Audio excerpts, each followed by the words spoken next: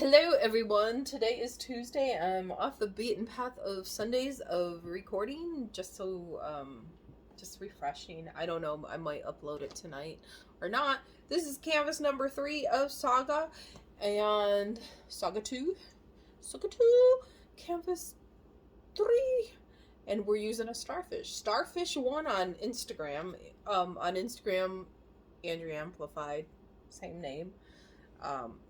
And I think I will try to have votes of what to do, because I still have 4 more cookie cutter things to do. I have lots of fun things.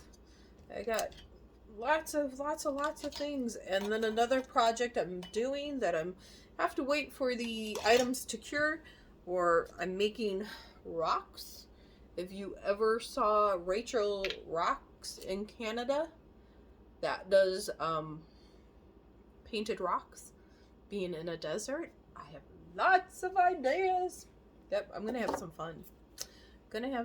I have big plans for 2023, so my body better get in shape and just get all these sharp objects in me out and stop my pain. So here I am, starting to pour. This is the Phthalo green on Blick. Phthalo blue on Blick. Metallic silver on Blick. And metallic copper on Blick. So this is the colors for the Saga number 2. In just different cookie cutters, to see what differences come about per canvas. It's interesting. Even if I didn't use a cookie cutter and I used like a ring pour, straight pour, I've seen so many variables just because they change. They just do. And it's just how the paints want to interact and run. This one, it looks like some of the paint is coming from under the cookie cutter a little bit faster than the other 2 times. What color should I put next to it? Should I put copper or silver? Let's go with silver. We'll be brave, because I was doing the blue. And I made these up again yesterday. These are 70% paint, 30% distilled water. These pigments rock. They're just all that in a bag of chip in my mind. Blick has really got it going on. I can't wait to try other brands too, just for comparison. Ooh, this one's got a lot of blue. I went blue crazy. There. So the pigments do make a difference. I want to say that I've practiced this name like 200 times to say it correctly. Her name is Rinske Douna. I hope that's even close. I hope I did not butcher her name, because sometimes when I said it, it was bad. One advice that she said, and I don't 100% agree with it, but I definitely see it after working with Blick. You gotta start. Rinske Douna, she had said, pay a little extra for the paint, because in the long run, between the pouring mediums and how much you spend to get the same coverage and pigment, in the long run it is worth paying more for paint, which I could see. My first set of canvases I really liked. They were all with craft paints. I think it's more important to start understanding the mixing, to start understanding how the colors interact together, to make sure that colors don't turn into mud. You just have to figure out which colors stack on top of each other. Molly, of Molly's Art, one of her big things, or one of her shout outs was, she was very grateful that a lot of new artists are out there pouring, and she is very grateful. I absolutely understand why, but she is very appreciative that the algorithm basically picked up her pouring site, and she has a lot of subscribers from that. So Molly's art is awesome. I will try to put the links below this video. If not, I'll do it in the future when I feel better and I can sit at the computer and do it. I like how this cookie cutter is letting it release and the bubbles. This side's not doing it as much, which makes me wonder if it's not level. It might be a little bit off. Get it? Maybe that helped.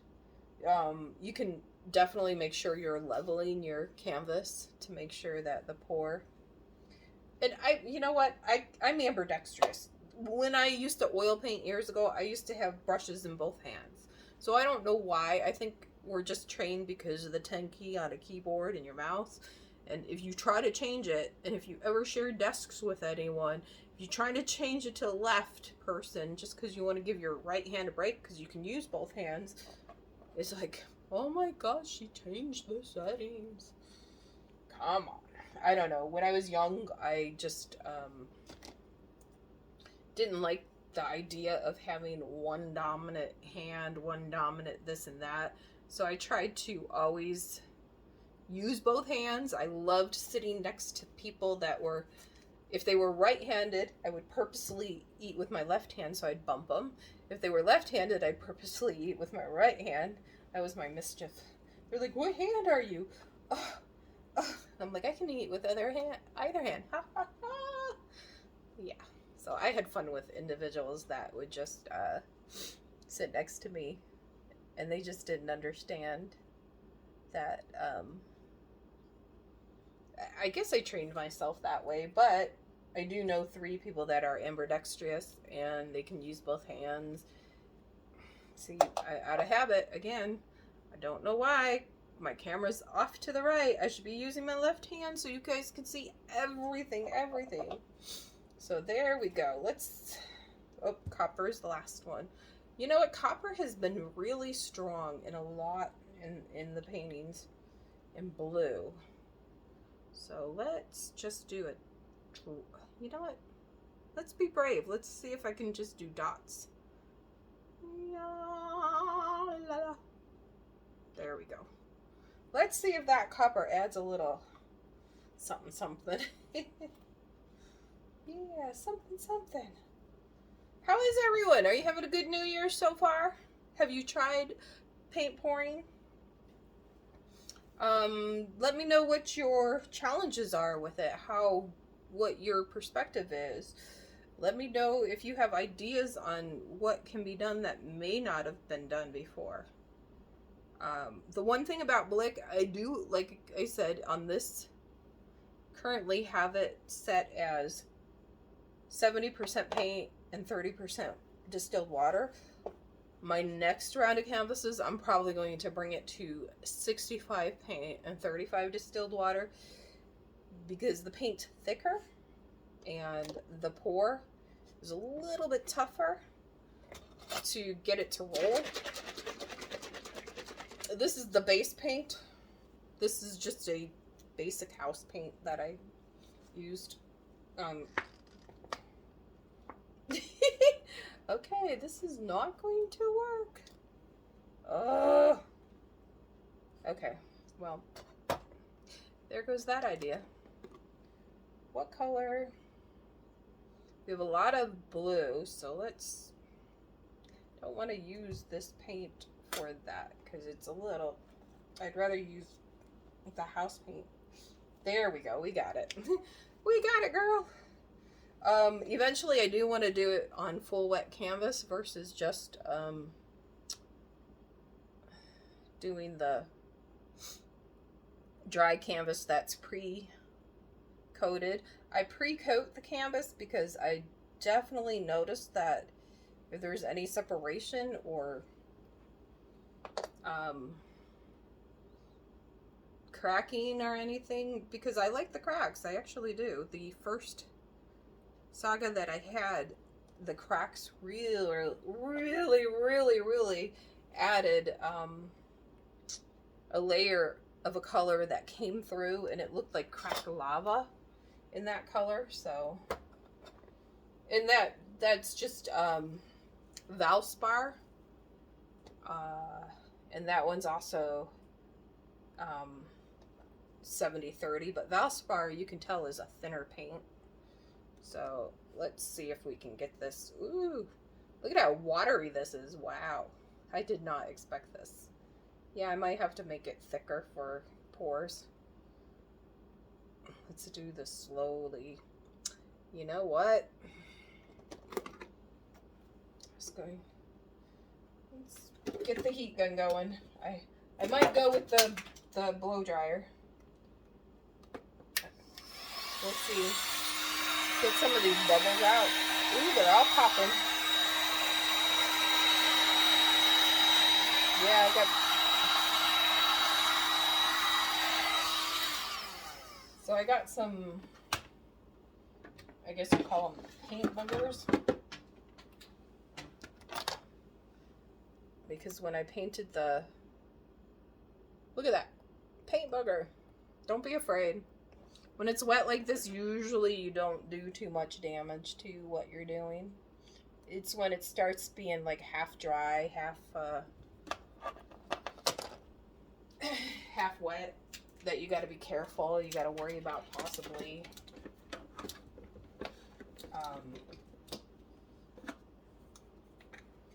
damaging your design. See, you can see the brown, I did it just to blow it out and get the thing covered. So let's turn on the high.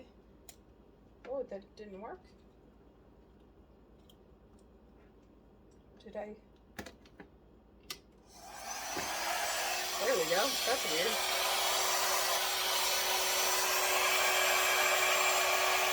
Ooh.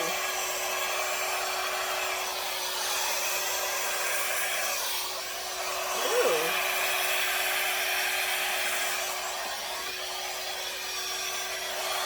I'm pressing the cold button. I'm hoping this doesn't fly all over my counter. I have to get a tablecloth thing.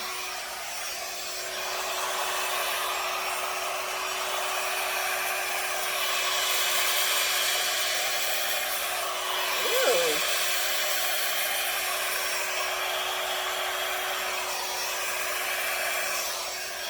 Look at this starfish. So, my friend that is no longer in Las Vegas, all the way in North Carolina, picked Starfish, and Starfish won. So, ooh. Andrea, turn your hair dryer off.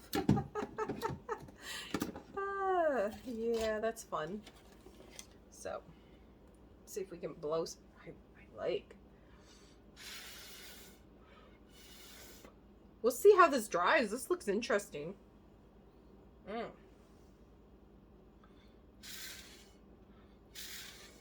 I'm trying to do it so you can see without.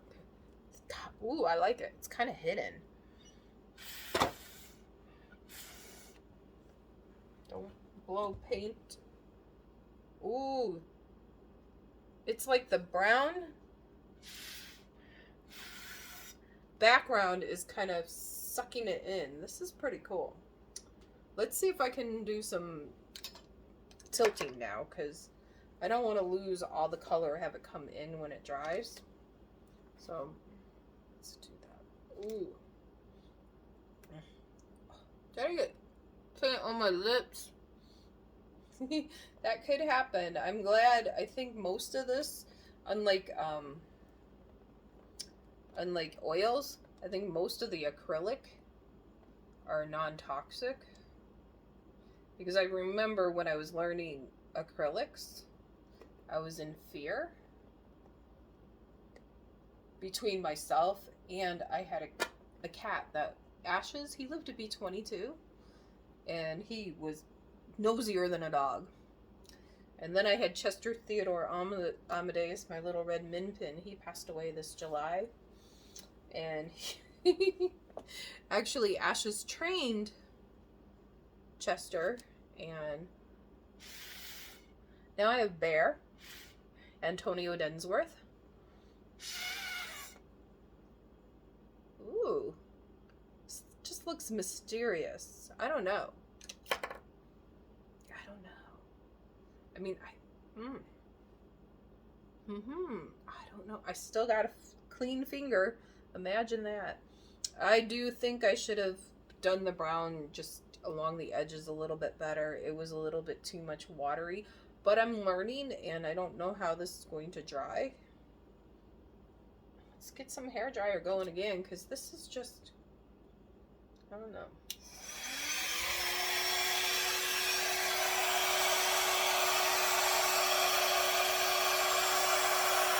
See, now the colors are mixing. So I'm going to stop because the colors are muddying and mixing. So that's the only one I'm going to do like that. And look at, they're separating. So yeah. Got some cells, we've got some lacing. Let's see about making the air bubbles pop. This is pretty cool. I'm seeing like a bird and a beak and a wing, and I do see a scene coming about. Is it like the birds of the sea that pick up seashells and ocean debris and stuff?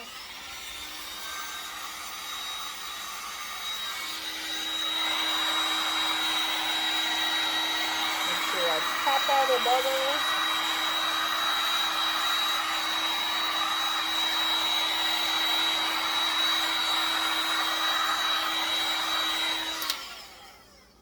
And I'm not there where I want to just scrape it off and re-pour yet. I do see the copper, I do see the silver, I do see the blue, so I can't wait to see how this one dries. This one, I mean, maybe it's like a mushroom and the mushroom head. I don't know. This has so many different characters, although this is splitting apart now, so yeah. All right, everyone, you have a wonderful night. This is not Tuesday fun, and yes, I'm not as messy as normal. Woo! Oh, I don't know. You know what? I don't think. Well, let's try. So, never mind. We'll do that another one. You guys have a great night. Thank you.